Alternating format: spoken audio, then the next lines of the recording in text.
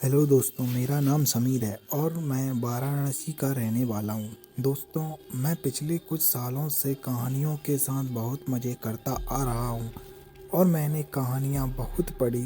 लेकिन अब मैं सोच रहा हूँ कि अपनी भी एक कहानी आप लोगों को सुना दूँ। दोस्तों, यह घटना शुरू होती है जब मेरे घर में पहले और नए किराएदार रहने आए। उनका परिवार बहुत छोटा था और वो परिवार में 4 लोग थे। पति पत्नी, एक लड़का और एक लड़की पूजा। दोस्तों, जब मैं शाम को अपने ऑफिस से घर पर आया तो मुझे मेरी माँ ने बताया कि कल सुबह हमारे घर पर एक नए किराएदार आने वाले हैं। मैं अपनी माँ की कही बात को सुनकर मन ही मन सोचने लगा कि अगर कोई पटाखा लड़की या भाभी हुई तो मेरी चांदी हो जाएगी। और फिर हुआ भी ठीक ऐसा ही। मैंने माँ से पूछा कि उनके परिवार में कौन कौन है, तो माँ ने मुझे बताया और अब मैं उनकी वो पूरी बात सुनकर मन ही मन बहुत खुश हुआ। फिर अगले दिन सुबह मैं अपने ऑफिस चला गया और जब मैं शाम को घर पर आया तो मैंने देखा कि हमारे नए किराएदार तब तक आ चुके थे।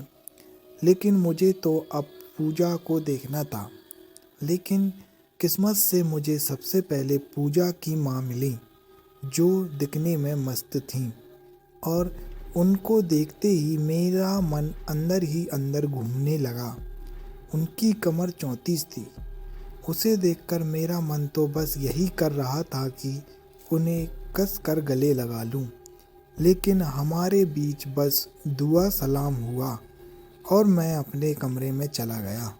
दोस्तों, शाम के करीब 6:30 बजे मैं अपनी छत पर बैठा हुआ था, ठंडे मौसम का आनंद ले रहा था।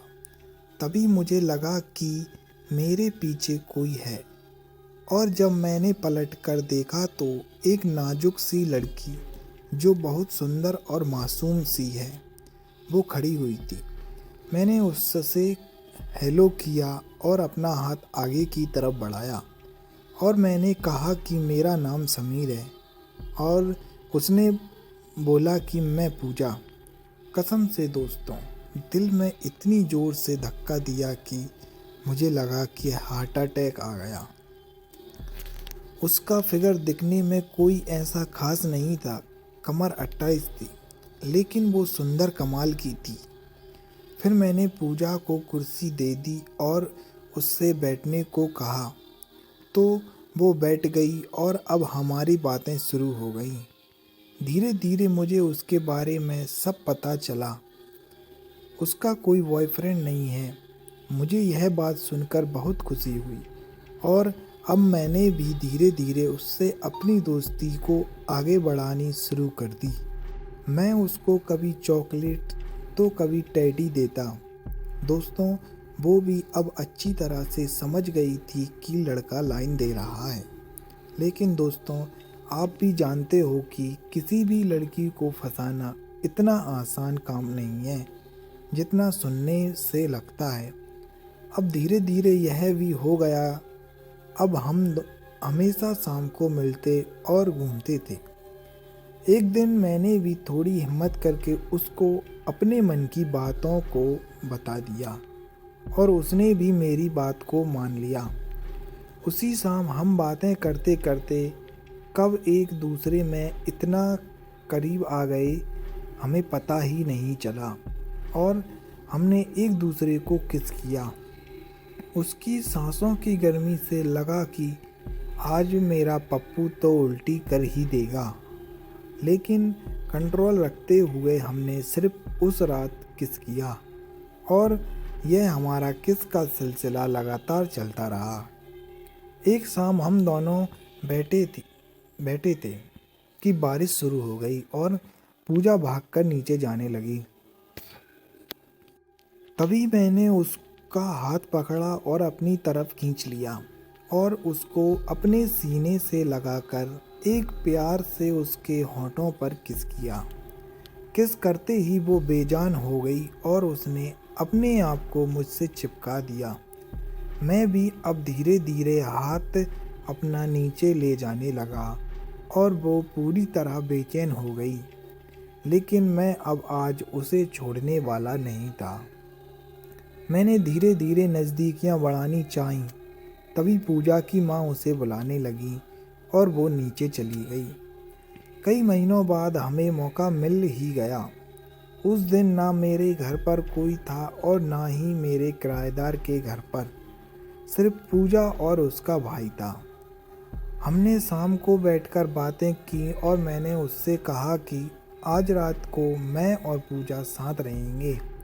लेकिन पूजा ने कहा कि हम रोमांस नहीं करेंगे। तो मैंने भी कहा कि ठीक है, लेकिन तुम मेरे साथ ही तो रहोगी। फिर वो मान गई। उफ, लड़कियों के नखरे क्या करें, कुछ पाने के लिए तो करना ही पड़ेगा। फिर रात को करीब 12:30 बजे पूजा मेरे रूम में आई और उसके आते ही मैंने उसको तुरंत पकड़कर अंदर खींच लिया और उसे अपनी बाहों में भर लिया। और अब हम दोनों बेड पर गिर पड़े। मैंने उसकी गर्दन पर किस किया और वो करवाती रही। फिर हम दोनों में रोमांस शुरू हो गया और हम लगातार 2 घंटे तक रोमांस करते रहे। रोमांस करते करते दोनों थक गए और दोनों कब सो गए ये बात हम दोनों को भी पता नहीं चली। जब घर वाले सुबह घर आए तो उन्होंने देखा कि मैं और पूजा दोनों निर्वस्त्र बेड पर पड़े हुए हैं। यह सब देखकर वह दंग रह गए और उन्होंने हम दोनों को उठाकर हम दोनों को बहुत बुरा भला सुनाया। पूजा के घर वालों ने मेरे और मेरे घर वालों के खिलाफ पुलिस में शिकायत दर्ज करा दी और पुलिस ने हमें गिरफ्तार कर लिया। मेरे खिलाफ एफआईआर दर्ज होने के कारण मेरी नौकरी भी चली गई और मेरा पूरा जीवन बर्बाद हो गया। दोस्तों, मैं आप सभी से बस इतना ही कहना चाहता हूँ कि आप लोग अपने जीवन में यह गलती कभी मत करना। इससे आपका जीवन बर्बाद हो जाएगा, जैसे आज मेरा हो गया। दोस्तों, मेरी कहानी यहीं पर समाप्त होती है। अगर आप इस चैनल पर पहली बार आए हैं तो कृपया करके चैनल को सब्सक्राइब कर लें और वीडियो को लाइक कर दें। वीडियो में अंत तक बने रहने के लिए धन्यवाद।